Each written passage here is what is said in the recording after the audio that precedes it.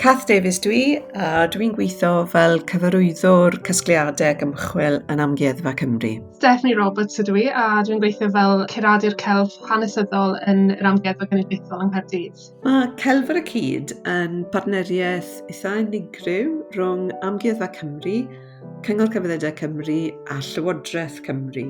Roeddwn i gyd wedi bod yn paratoi y prosiect ers llynedd, ond wrth gwrs eleni yn y gornwyn, roedd rhaid i ni ail feddwl sut o'n i'n mynd i mynd ati i gyfleu Celf ar y Cyd. Nath e digwydd rili fel ymateb i argyfwng Covid. Mae'r casgliad celf sydd gyda ni yn yr amgueddfa, mae fe'n eiddo i bawb yng Nghymru, ond falle bod y teimlad na o perchnogaeth ddim hanner mor gryf a beth dylai fe fod.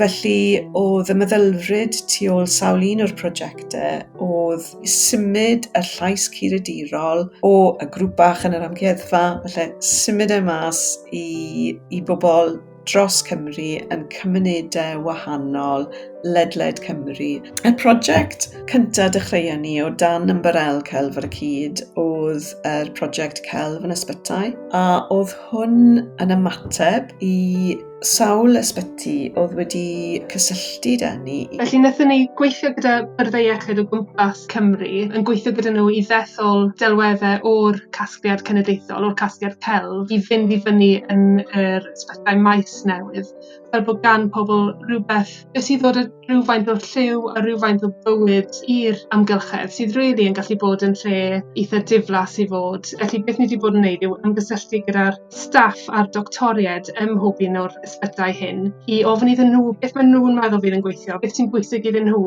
Felly oedd Bwrdd Iechyd Hywel Dda wedi dod yn syth ato ni a just gofyn beth oedd y posibiliadau. Felly, o'n i'n hapus a falch iawn bod ni'n gallu ymateb. A oedd y prosiect cyntaf ni'n gymarol syml. Wnaethon ni dewis rhyw 20 o luniau, tirluniau gan artistiaid o'r ardal neu tirluniau o'r ardal. Pethau oedd yn gallu cynnig cysur i staff ac i cleifion oedd yn dioddau yn yr ysbyty maes.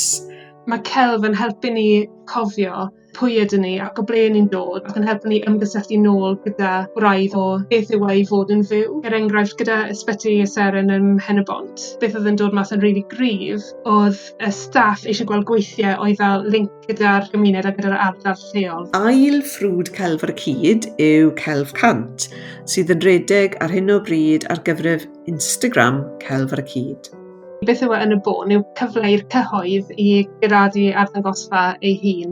Felly yn lle bod ni fel curaduron yn dewis detholiad o weithiau celf, yn gyfle i'r cyhoedd i ddweud wrthyn ni beth sy'n bwysig iddyn nhw a pa weithiau celf sydd o'r gandyn nhw. Oedd yn bwysig iawn mai prosiect digidol oedd hyn, achos yn amlwg dyn ni ddim yn gallu mynd i fewn i'r amgueddfa ar hyn o bryd, felly does na ddim cysylltiad uniongyrchol gyda'r casgliad gyda ni rhagor. Felly mae'r prosiect ar Instagram @Celf ar y Cyd, a fyna gewch chi weld detholiad o 100 o weithiau celf. Felly be wnaethon ni oedd ddewis cymysgedd o weithiau oedden ni'n gwybod sy'n boblogaidd dros ben, a oedden ni'n gwybod sy'n ser y casgliadau, ond hefyd cymysgu nhw i fyny gyda gweithiau sydd falle yn llai gyfarwydd.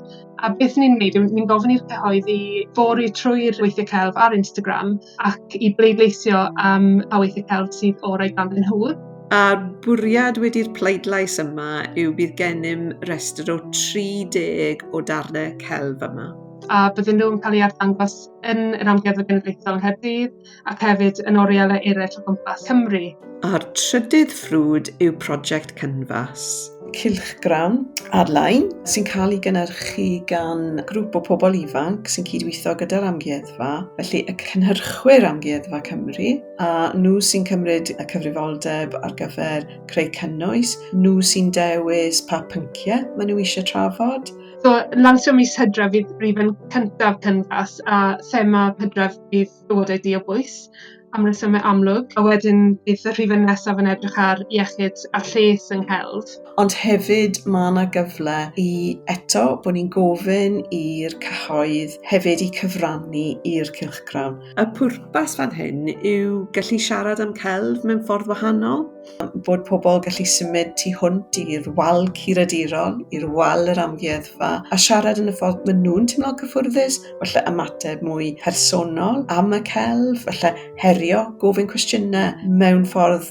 sydd ddim cweit mor traddodiadol. Felly ewch ar Instagram, Celf ar y cyd, pleidleisiwch am eich hoff darn o gelf a cadwch olwg hefyd ar wefan Amgueddfa Cymru am fanylion am ein cylchgrawn ar-lein Cynfas. Wedi'r cyfan, eich amgueddfa chi yw i.